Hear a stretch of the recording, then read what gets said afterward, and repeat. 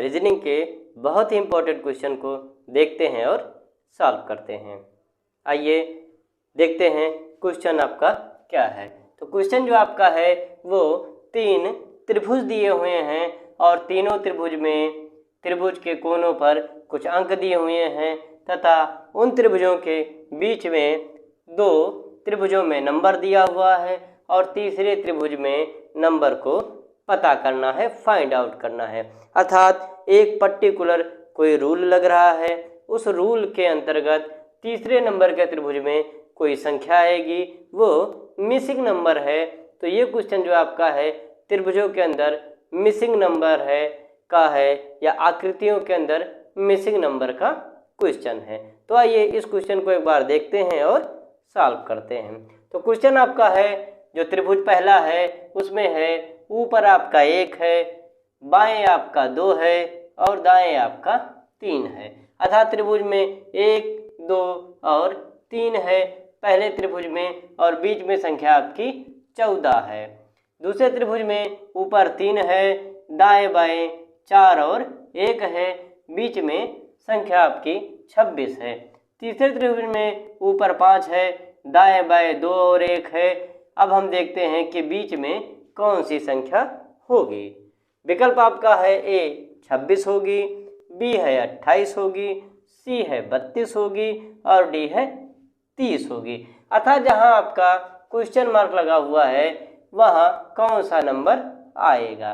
तो आइए इसको हम सॉल्व करते हैं। सॉल्यूशन इसका देखते हैं क्या होता है। इसका सॉल्यूशन करते समय हमें सबसे पहले ध्यान देना चाहिए कि ऐसी संख्या जो मिसिंग नंबर में पूछी जाए या तो जोड़ होगा या घटाव होगा अंकों का या उसका वर्ग होगा या उसका क्यूब होगा या सामान्यतया गुणे में हो सकता है या बोर्ड मास का कोई मेथड लग रहा होगा। तो इन क्वेश्चनों को हम देखने की कोशिश करते हैं कि ये जो आपका 14 आया हुआ है वो कैसे आया हुआ है। तो ऐसे क्वेश्चन सॉल्व करते समय सबसे पहले हम छोटे नंबरों को देखते हैं ताकि आंसर निकालना आसान हो जाए कि कौन सा मेथड लगाया गया है। तो पहले में हम देखते हैं पहले त्रिभुज में 1 है, 2 है और 3 है।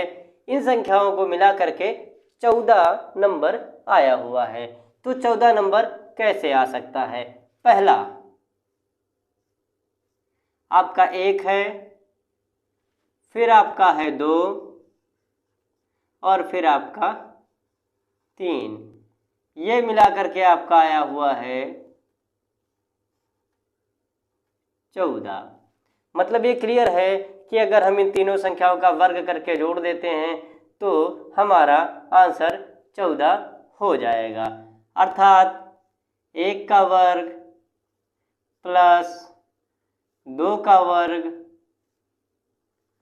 प्लस 3 का वर्ग। 1 का वर्ग 1, 2 का वर्ग आपका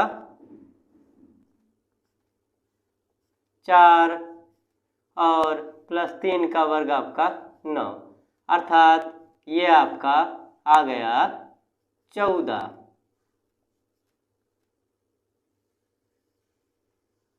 अर्थात ये हमें पता चल गया कि अंकों का वर्ग करने पर बीच वाली हमारी संख्याएं प्राप्त हो रही हैं।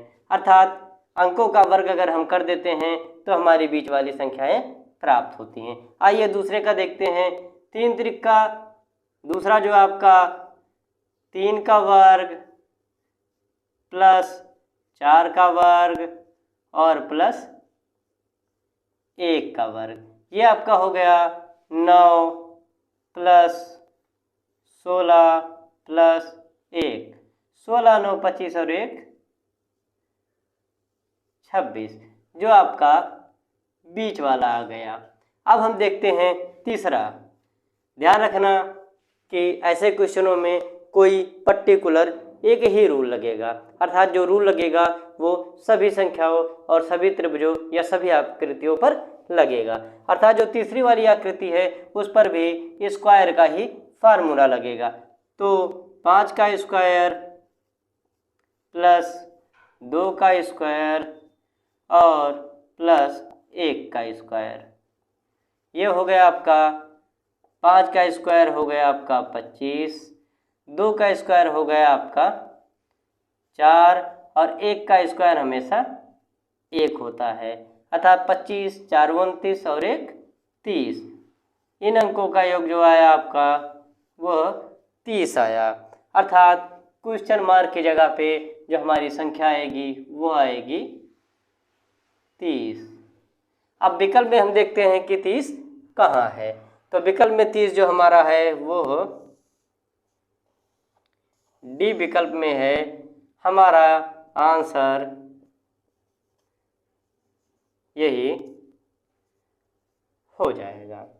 तो त्रिभुज में अगर मिसिंग नंबर फाइंड आउट करना हो तो सबसे पहले हम फार्मूला देख लेते हैं कि ये वर्ग में है, जोड़ में है, घटाव में है या गुणे में आ रहा है, कि कौन सी प्रक्रिया इस पर अप्लाई हो रही है। सबसे पहले आप छोटे नंबरों को उठाएं ताकि प्रक्रिया को समझना आसान रहे।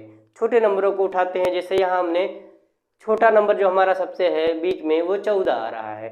14 को हमने उठाया और हमें पता है कि साइड में आपके 1, 2 और 3 नंबर है, तो हमें पता चल गया कि अगर इन संख्याओं का वर्ग करेंगे तो 14 आ जाएगा, अर्थात तीसरे त्रिभुज में भी यही प्रक्रिया अप्लाई होगी।